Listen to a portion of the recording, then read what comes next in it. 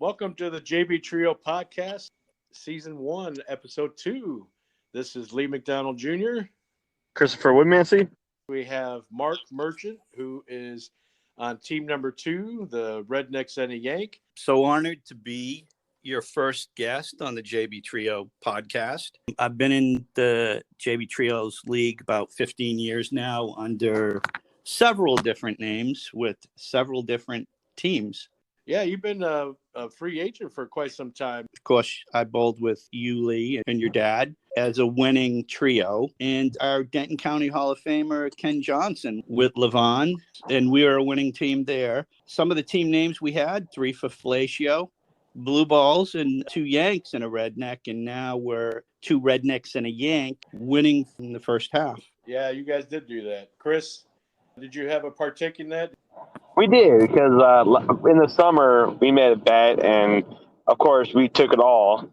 So, I mean, these younger guys have to go easy on the older guys, right? Before I go on, I do got to say one thing, though. I do got to congratulate Chris and Camilla on their wedding that took place during the end of our first half of the season. I don't think, Junior, we've ever had anybody that got married in JB Trios in the middle of the half. That's very true. 2 bowlers that got married December 11th. Yeah.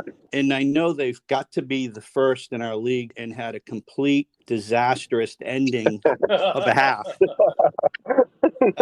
So, Chris, is that what you guys are saying is the downfall of Team ICP? I don't want to blame our marriage on it. I just think it's a lack of communication that we just have in all relationships, even bowling. But we're getting better. I think we're building on a climb, okay?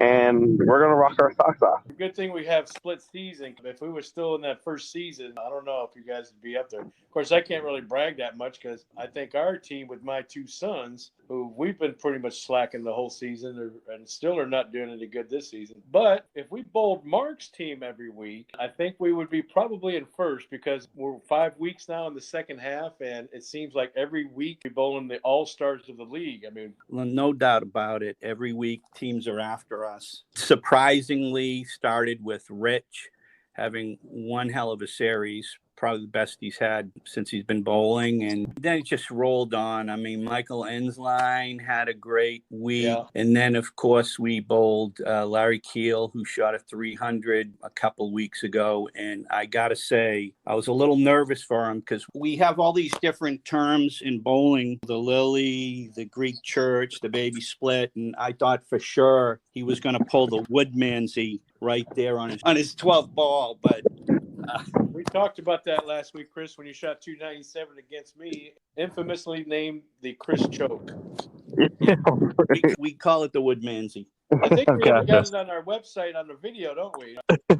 It was put on with the video description at the end that Mark showed us. Just happened to be choking himself out. He said, "This is the Chris Choke." Yeah, that's definitely the new coin phrase in the league. But not to take anything away from him, every ball was right there. He probably would not have scored a 300 if Colleen, his wife, was bowling because he takes too much pride in trying to line her up. Too much time.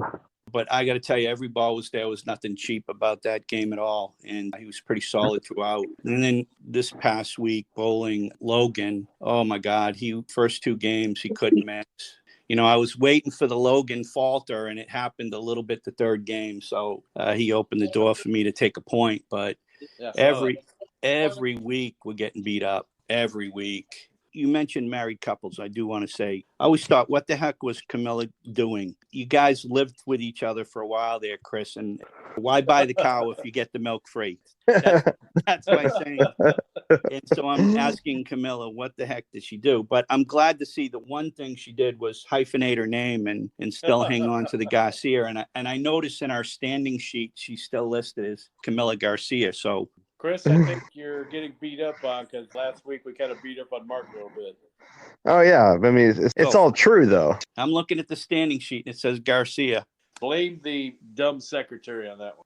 Last week, you guys talked about some of the teams in our league, and one of the teams you mentioned was Team Dad winning, and I think they're 4-family now. But I'm always wondering why they named their team Team Dad. They don't even like their dad. Like Team Pride would have been something a That lot. would have been a catchy name, actually. Team Pride. Team Dad, and they didn't even like their dad.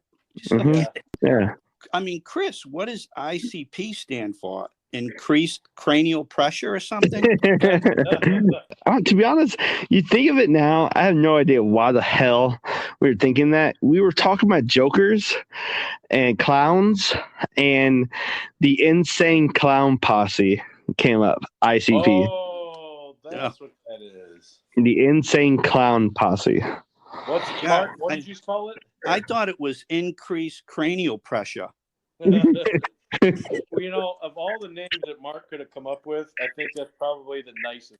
There could have been a whole lot of other names with the I and the C and a P in it. Our next team name is going to be Mark Merchant's Sons. Or let's bowl Mark Merchant's team. Yeah. Hey, look, at the only team we've had a lot of success with has been ICP. Everybody else has been kicking our butt. Oh, challenge. Not right now because we're still regrouping, but give us some time and we'll come back. Okay. Like we don't know. We won 48 points last week because we bowled a all blind team. We don't know if they're gonna make it up or not. So and we still have to post bowl. I haven't done the sheet yet. I do have the bowler of the week, which we'll talk about later in the show, but I wanted to give Team 6 is the team that we're hoping that comes back. I did get word that they are planning on coming back. They've just been busy running their business at the mall. It's been crazy busy. They should be back this Tuesday. I'm going to give them a shot to see if they want to post bowl. I don't think so. They haven't post bowled in the past. So it's most likely those teams that bowled them will bowl against their own blind score. And I should have the new standing sheet out probably this weekend. Yeah. David's team. Yeah, Pride. Yeah, they're for family now, I think. Yeah. Something happened last year that hadn't happened in many years. One team, which is David Pride, his son David Jr., and Andrew, they won both halves and they were grand champion. And I can remember Mark giving the whole league hell. He told everybody can't have a grand champion, and it happens, and we let it happen. Yep. Yeah, when we tried, we took second, but I mean, we tried. You tried. You got to give them credit because that's not an easy thing to do. You do. You got to give them credit. They're it's really one of the first grand champions we've had in that league in a while. They earned it. Yeah, and I mean to have to carry David Pride Sr., that's a tough chore. Oh, yeah. You know, I bowled with him in the summer. Couldn't bowl with a nicer guy. I got to say, you guys also brought up last week that team Triple X. Michael Edline and Mike and Christian. I'm really happy for Henderson because he's had a really tough go finding a good team in this league, dropping on them. And there's a really nice guy, and he's got a really good team. There is a very strong chance that they are going to be in first because they are one of the teams that is waiting for one of these post bowls to happen.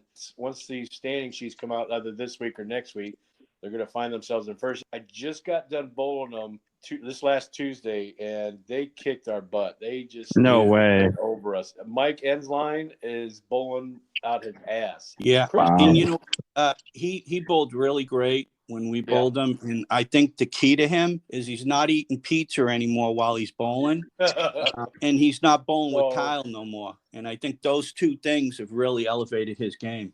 Now, Kyle's your teammate. There's no dog and teammate. Once he got rid of Kyle and he stopped eating pizza while he was bowling, his game has jumped 20 some odd pins. So what I need to do next time I bowl him, I need to have Kyle bring him a pizza, and I'm all set then. Yeah. He's definitely gone up at least 20, 25 pins from what I remember. And even Michael Henderson is bowling a little better, too. Yeah. You know a lot about Christian. You're a good buddy with Christian. Very good buddy. I'm very proud of him, too. I mean, I'm happy he's going up. But he said I'm bowling so great because I'm not bowling with you because apparently I make him nervous. Yeah. So that's another key to that team then. All I got to do is have Kyle and Chris bring Mike a pizza, and then give words of encouragement to Christian, and then that's it. They're done. Christian had a great game, great series against Ron when we bowled him. I mean, that team was tough on us. Looking over the standings, there were two teams that had the most points. Was Christian's team number 7, which is with normally with Ricky, his mom, and Greg, Ricky was off that week, and they brought in Rick Connor, who's normally a good bowler. He hadn't been bowling there for a while. He kicked some butt that night. Greg did all right, and they took 40. It's kind of funny, but I never thought Ricky would ever miss a week of bowling because he's so into bowling. But when I found out that he's working at Hooters, I can see why he didn't come. Yeah, I thought the same thing too when I found out. Ricky is working at Hooters. Yeah. Now wait a minute. He's a 20-year-old kid. Yeah, he just got the job there. We heard. I never thought he'd miss a week. Now it makes sense. But now it makes sense. Never miss bowling if he lost a limb. But the one reason that he would miss bowling is because he works at Hooters. Now it makes sense. Makes sense. I told his mom this week to see if he can get us a couple of Hooter decks. Hey, there you go. Hey, he's looking for a sponsor. We need some new Hooter cards. We need a team Hooters. Oh yeah, there we go. We need a team Hooters. Who's going to get the team Hooters? That would definitely bump up morale. Yeah, maybe Ricky can get acquainted with two of the waitresses and they can join the trio. There you go. Or they can come be cheerleaders or something. I don't know. So I do got a question for Mark's team. So Mark, how many points did you take towards Logan's team? We took 16, I believe. 16? 1-6? 1-6. And that's not bad. Yeah. Logan bowled. Well, I did project it yesterday. Our last episode, I projected that y'all would take 0. Ooh. So I was wrong. Oh yeah, you said quite a bit about Mark last week. Mm-hmm. Well, I was hoping for the 3P. I mean, Larry shot 300 on him, Joey, and then Logan. We got like I said, everybody's gunning for us. Everybody but ICP. Oh yeah, everybody but that team. Whole year, the most over their average is Richard, who's on team 4 with Dwayne and Trent, has bowled 205 pins over his series in 1 week, and of course that's against Mark's team. Yeah, we bring out the best in everybody. Bowler that can actually bowl 200 pins over his average for series. It wouldn't be against Mark himself. So same with Larry. Yeah, Larry. Logan as well last week. And Logan, yeah. So I wonder what the common denominator is. I think you got it. Yeah, I mean, I'm going to tell you, even Michael Ensline bowled up against me and killed me. Is it the Boston accent or is it? I think the age has something to do with it. I'm such a gentleman. Maybe that's what it is.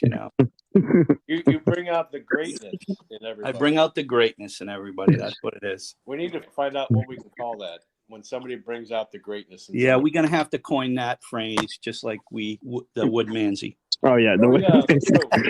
So you didn't bring up the greatness towards us because you weren't there when we bowled y'all. You had to get a sub. Chris, we got something against each other. I got a 300 against you, and you got a 297 against me. But I got you. By 3. Yes. Gosh. Now that score would drastically change if we could just find the fuse box at the bowling alley and get those foul lines. Yeah, they're still trying to find the fuse. I'm unstoppable. I mean, I don't hit the foul line. I don't hear it go off. You must be hearing something because you say I'm fouling. They can't find the fuse box. That's what they told me. Did I miss something? Was this something that happened 1 week? Mark, were you watching Chris's toes cross the line? Apparently, he says. He's not the only one that goes up that line. I've even seen Peyton come. Oh. I've known for years there's been a lot of mechanical issues up at that bowl. Yeah. See, It's like candy. When you have a bowl of candy and you have a sign when no one's around say, please take one. Are you really going to take one? Yeah. Yeah. Exactly.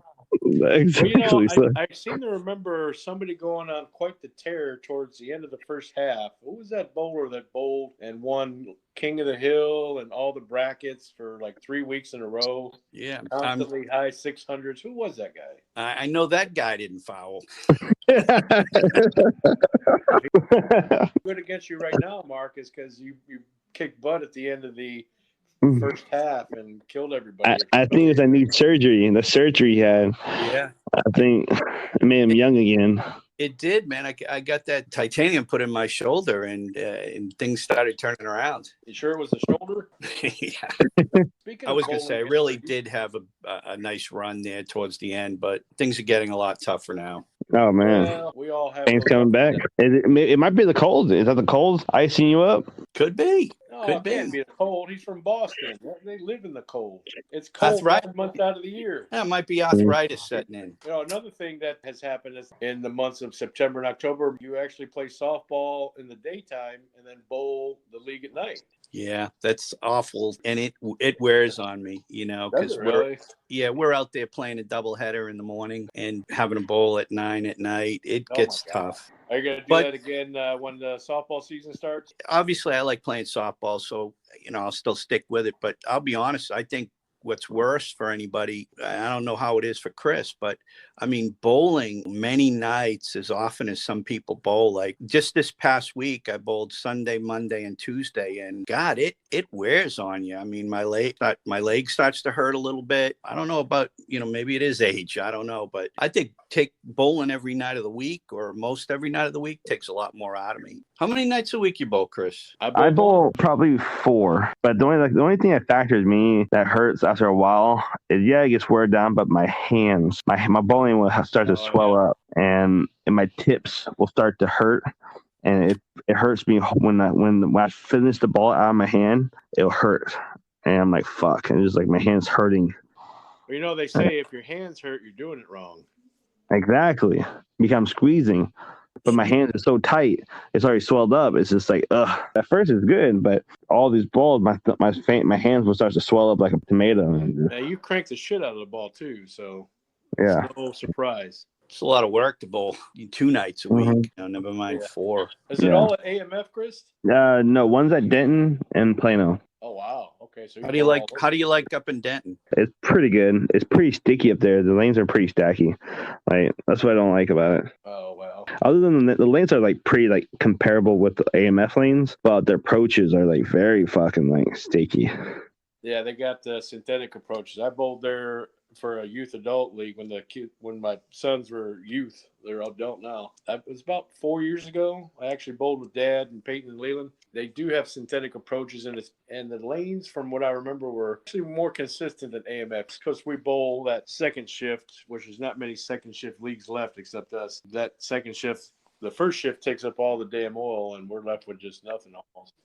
But yeah, I like Denton. I haven't bowled in Plano in probably 20 years.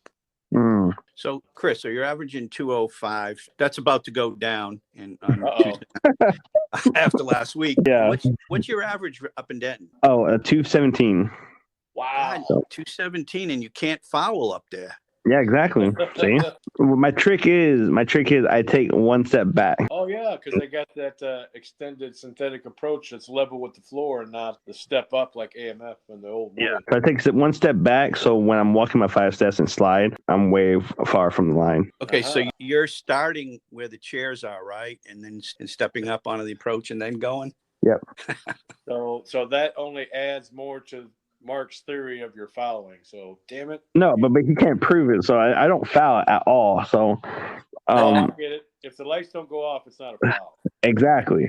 Yeah. It's like robbing a bank. If the alarm doesn't go off and you don't get caught, did it happen? Right. We'll prove that theory when you get bailed out.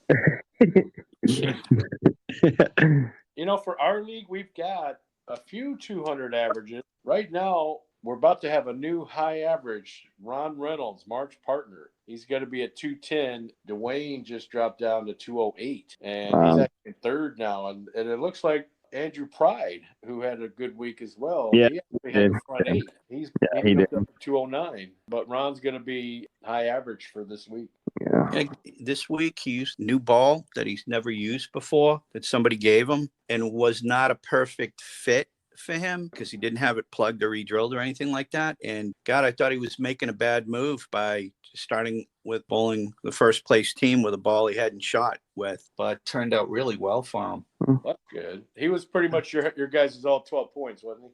Well, I mean, I guess, at the end of the day, I think that Logan really tailed off big time the last game. And, I think we had the game well in hand. But Ron did steal a couple of points off Kiefer, which was key to winning 16. But, I mean, it could have been a lot worse, put it that way. Chris, any word on when you guys are going to postpone? I know we had some bad weather, but any word on Yeah, bad weather, man. We would have pulled ball Wednesday, but the alley was closed early, and today we are going to post ball hopefully tomorrow at 8:00. So we'll definitely let you know then. We are going against Triple X. Maybe you ought to just take what they scored this past week, use that against Triple X. No, I heard Christian will be with us actually tomorrow on Friday. So he told us they bowled horribly the day that he bowled against us. I honestly don't remember what they bowled.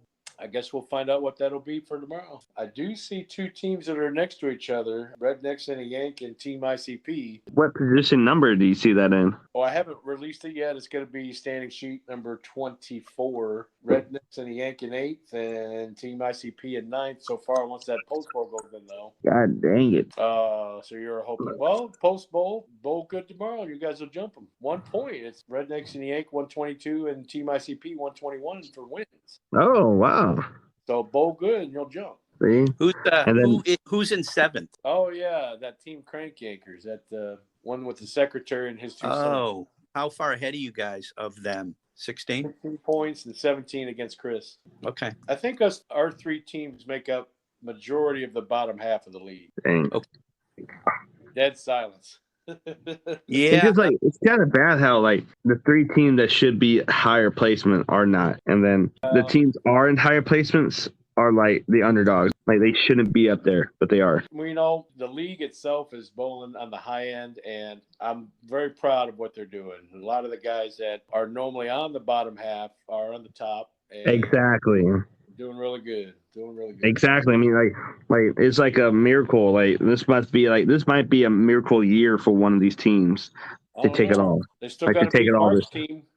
The winner of the second half has to beat the winner of the first, and Mark's team. I mean, Mark, you don't believe that you can make it happen all the way, right? Like you honestly think the second half, it is going to be a huge chore. I mean, we're already. I got to say, Kankles and Quasi's got to be way ahead of the field right now. They're way up there, but you know what? They haven't hit the 200-point mark. I don't think any team has hit 200 points yet. It's already been 5 weeks. After week 24, we started week 19. No team has hit the 200-point mark, and it's really anybody's game. It's going to be a hell of a chore for you guys because you gave everybody's bowling great against you guys. We're just going to try to fight it off for third or fourth if we can. I mean, yeah. So who's the next team you're going against, Mark? Go against last place team, I think. And they're expected to show up this week, right? He tried calling me today, but I was busy, so I have to give him a call back tomorrow. Okay. And you'll have to tell him to show up because he's bowling us. Oh, yeah. You bowled against him last week. He didn't show up. If he does show up, I bet you he'll bowl great, especially that middle guy. Yeah, wouldn't surprise me. All right, guys, I'm going to go ahead and finish her off with Bowler of the Week. For the men's, of course, Logan Lewis, Mark's favorite bowler right now. Bowler of the Week for the men was Logan Lewis. He bowled 133 pins over his series. He had a real nice 709 series. With honorable mentions goes to Ron Reynolds. He had 729 that week. And for the ladies, Chris, your wife, bowled the most over her pins and bowled 33 pins over her series with a 525 series. And honorable mention this year, Forrest, who bowled 466. It sounds like Camilla's still carrying that team, huh? I mean, I wouldn't. Oh, she's not gonna lie. Yeah, that week she did carry. I don't know what happened to me. My morale was stinking up, so Camilla came up and she put the big boy pants on, and she bowled really damn good last week. That's right.